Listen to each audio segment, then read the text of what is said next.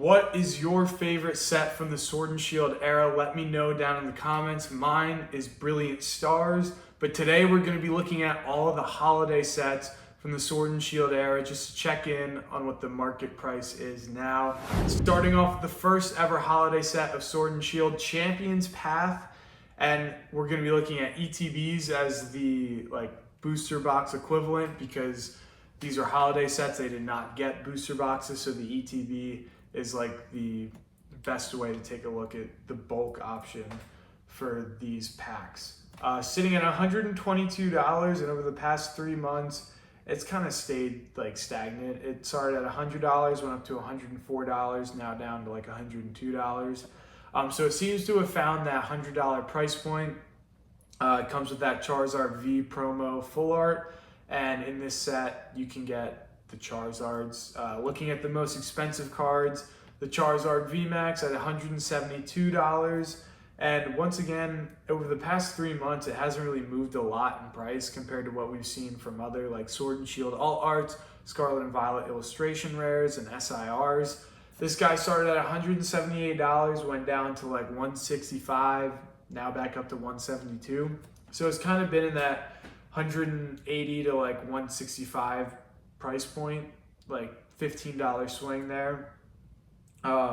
With recent solds being for $150, $140, and $139. So I don't know what's up with that.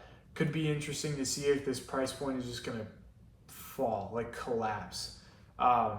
Because those are pretty cheap for a copy of that card. Moving on to the second most expensive card from Champion's Path. It's a Charizard V Shiny. And 3 months ago it was at $165, climbed vertically to $185, and has since come down to $170-ish. With recent solds being for $150, $168, and one for $79. That $79 one I assume is a different language because it's got a picture associated with it, but who knows. Could see this card dip a little bit more in price, but not as much as that Charizard VMAX. Looking at Champion's Path as a whole, this is just the most expensive cards in the set. Other than the Charizards, there's little to no value in this set in singles. The Gardevoir is $12, so that's pretty decent, which is kind of shocking because Gardevoir is a very popular Pokemon. I don't understand how that's only $12, especially with a booster pack of Champion's Path being $10. Dreadnought is $6, Piers is $4, Kabu is $3, and then the fact that they're regular VMAXs in the top 8, kind of crazy, pretty crazy. Alcremie for $2 and Dreadnought for $2. It kind of cracks me up. The top 8 is Charizards and then just a huge drop. I would not recommend opening this set, especially if you can buy that Gardevoir for $12. That's honestly a steal. But yeah, not the best depth of set in my personal opinion. Going on to Shining Fates, this is 2021's holiday set, came right before Battle Styles, and the ETB also not really moved much from $45 now down to $43, and it seems to be dipping a good little bit more. The ETBs kind of stay the same in a lot of these holiday sets. But looking at the most expensive card, it's Charizard VMAX again, sitting at $82, and it's kind of retained its value, going from 85 down to 77, down to 80, back up to 82. It kind of seems to just hover around that $75 to $85 price point.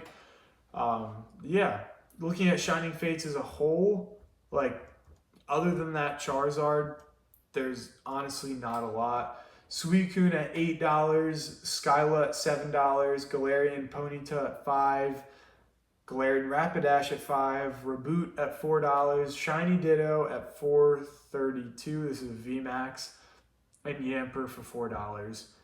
And it's kind of the same problems plaguing Champion's Path. There's one chase, and then everything else is dirt cheap. So there's a reason why Shining Fates and Champion's Path aggravate some people, and I think this is why. There's one Charizard card that's enticing to bring people in, and the rest of the set is valueless. But it's pretty cool if you want to pick some stuff up for your collection. Like, I'm probably going to buy that Shiny Suicune. Shiny Suicune is sick. Absolutely sick. I one time got one in Platinum as like a mystery gift, and I deleted that save file, and that Shiny Suicune is gone forever. But it lives on in my head as one of the best shinies Pokemon's done. I really just like it.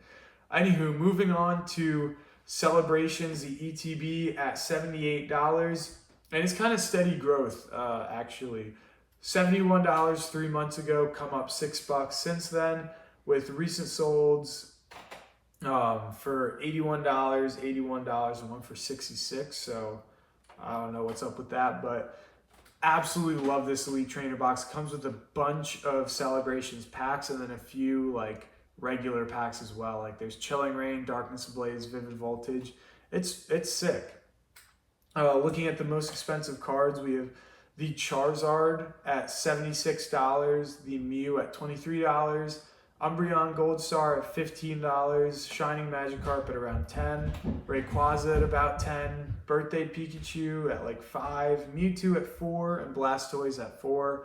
And this isn't the most expensive set, like by any stretch of the imagination. Like there's Charizard for like around the same price as the Charizard from Shining Fates, but once again, a pretty big drop off in value. But it's just a fun set. Like, in my opinion, this is a much more fun and enjoyable set to open than Shining Fates is. Maybe the collectability and like the individual singles is, could be different, but I think from an opening standpoint, Celebrations is phenomenal and it's fun. That Mew Secret is amazing. And it's pretty cheap to like pick up some great cards that were beloved in like the TCG just reprinted. A little bit of bias, as you can probably tell. But moving on to the next holiday set, Pokemon Go, everybody's least favorite set of the Sword and Shield era. I had super high hopes for Pokemon Go going into it. And can I just say that I am a fan of Pokemon Go? I like it a lot. $39, it started 3 months out, gone to $40, stayed the exact same in price, honestly. Looking at the most expensive card, the Mewtwo at $33, and over the past 3 months has gained like $2.